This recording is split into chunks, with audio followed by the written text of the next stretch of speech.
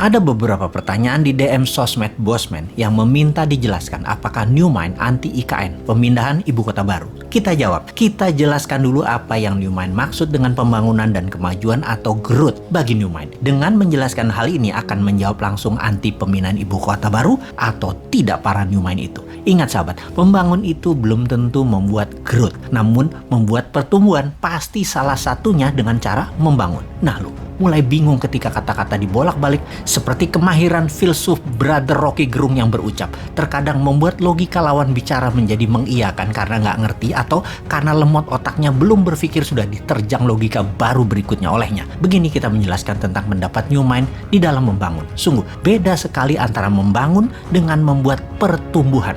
Kita tahu apa itu membangun, apa itu membuat pertumbuhan. Kita jelaskan. Benar, Indonesia saat ini terlihat banyak membangun infrastruktur. Ya, benar itu membangun. Namun jangan sahabat bilang bahwa membangun itu memajukan Indonesia. Belum tentu.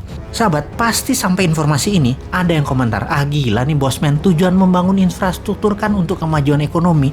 Benar kan? Begitu? Ada yang komen begitu kan? Jawabannya, belum tentu membangun itu memajukan ekonomi. Kita harus melihat bagaimana cara Indonesia membangun dan dengan siapa membangunnya. Baiklah, saya mau menjelaskan sedikit dengan pengandaian.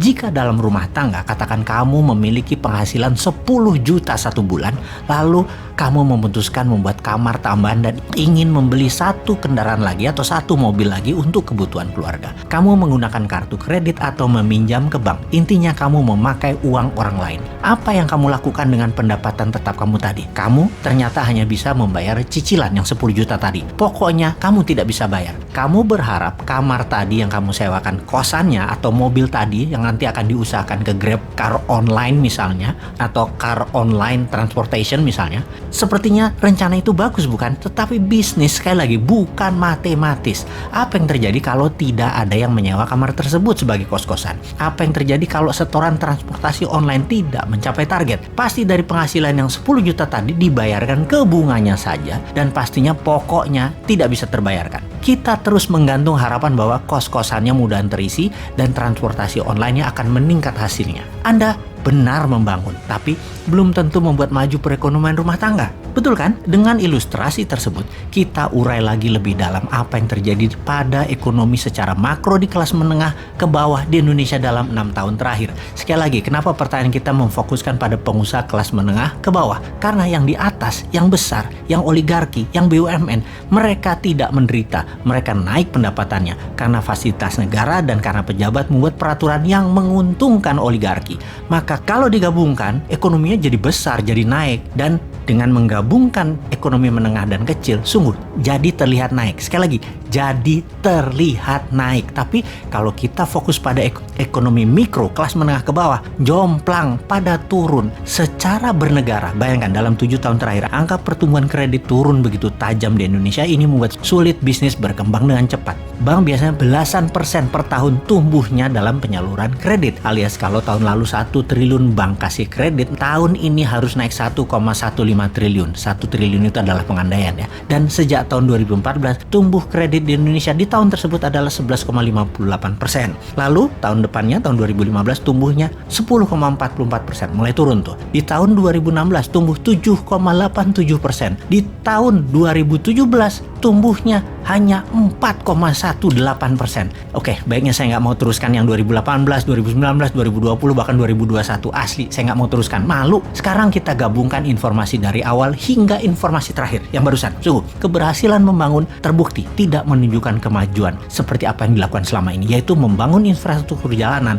menggunakan uang asing dan serba asing, ternyata tidak menaikkan pertumbuhan bisnis mikro. Terbukti dengan menurunnya saluran kredit ke sektor real di UKM. Benar, kita membangun, tapi GDP per kapita tidak naik dalam 7 tahun terakhir. Apalagi kalau dipotong inflasi akumulasi selama 7 tahun. Pertumbuhan Indonesia minus. Fakta lagi, GDP per kapita 2014 adalah sekitar $3.700 per kapitanya. GDP per kapita 2021 $4.050. Dalam 6 tahun naik secara akumulasi sekitar 9%. Sementara total inflasi 2014 sampai 2021 adalah sekitar 14%. Ya kalau 14% dikurangi pertumbuhan yang 9%, ASEAN ya minus pertumbuhan nasionalnya. Jadi kita pastikan bahwa membangun belum tentu memajukan atau menumbuhkan, dan ini terbukti membangun infrastruktur dan terbukti tidak menumbuhkan GDP per kapita. Jadi yang New Mind Anti sekali lagi bukan memindahkan ibu kotanya, bukan membangun ibu kota barunya, bukan membangunnya sekali lagi, namun kalau melihat cara membangunnya dan dengan siapa membangunnya, maka dapat dipastikan secara ekonomi makro dan mikro, pertumbuhan yang dirasakan ke masyarakat penduduk Indonesia ke depannya pasti hasilnya akan sama, yaitu tidak menumbuhkan apa-apa. Jadi tantangan New Mind dilontarkan ke tim IKM adalah buktikan uang 1.000 triliun rupiah yang akan digelontorkan dalam 5 tahun ke depan membangun IKN akan menumbuhkan GDP per kapita Indonesia ke $10.000 per tahunnya. Lalu kalau New Mind sekarang ditanya, jawabannya oleh New Mind bagaimana? Fokusnya New Mind adalah pertumbuhan ke $1.000 per kapita pendapatan rakyat Indonesia, dengan salah satunya adalah membangun ibu kota baru yang seperti titik. Rahasia dong, nanti 2024 kita buka.